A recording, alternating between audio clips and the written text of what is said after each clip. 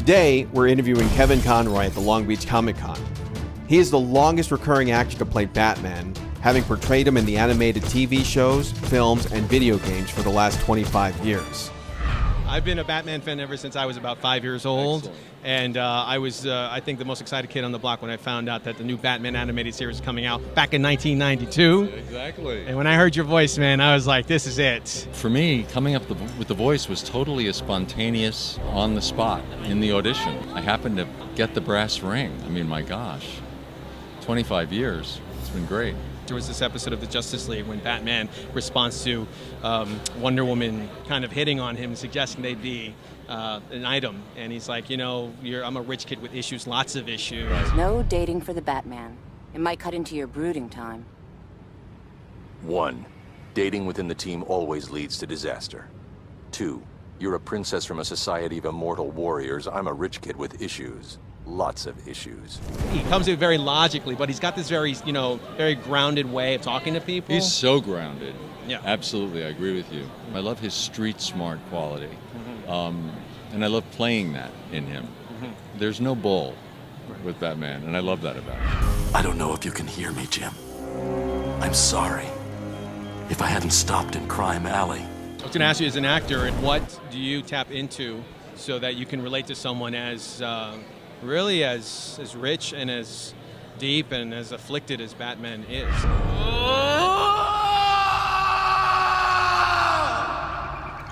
They always say an actor's instrument is his whole being.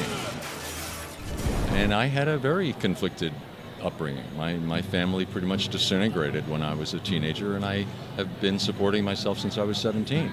So I was on my own at a very early age. And Bruce Wayne was on his own, although with a lot more money than I had, But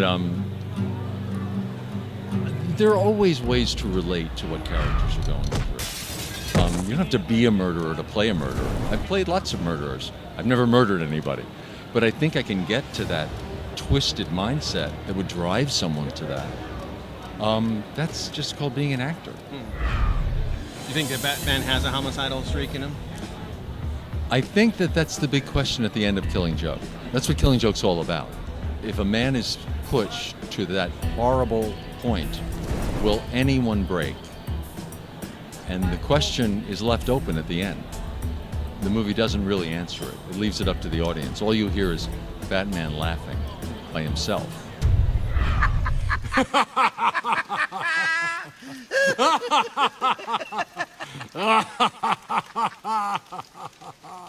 With the direction they're going in now, with Ben Affleck and doing this Batman vs Superman and now his own solo film, do you think that the animated series or any of the iterations after that are going to take a different turn in any direction? I mean, you never know.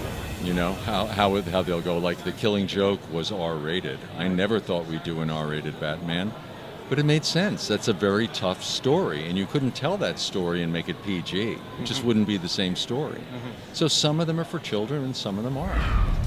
The turn that the story has taken with Batman versus Superman is the violence, I think. Batman kills people.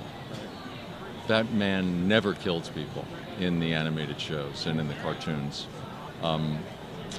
That to me was a real line that was crossed. But the audience seems to like it, I guess. I was surprised. Perhaps you'll kill me. Perhaps I'll kill you. You know that, don't you? How does it feel to be the only man in town dressed as a bat and to be asked to be taken seriously? That coming from a man in white face and green eyeshadow? I don't think so, Joker. Thank you very much, Kevin. See you. Thank you. Care. That man just told me off. Remember to subscribe to our channel. And watch the Batman parody where I kidnapped the boy Wonder. What? He's just bluffing. He's bluffing. He sounded pretty serious. You're fine. You're fine. You're fine. Okay. Yeah. Subscribe now. Do it. Do it.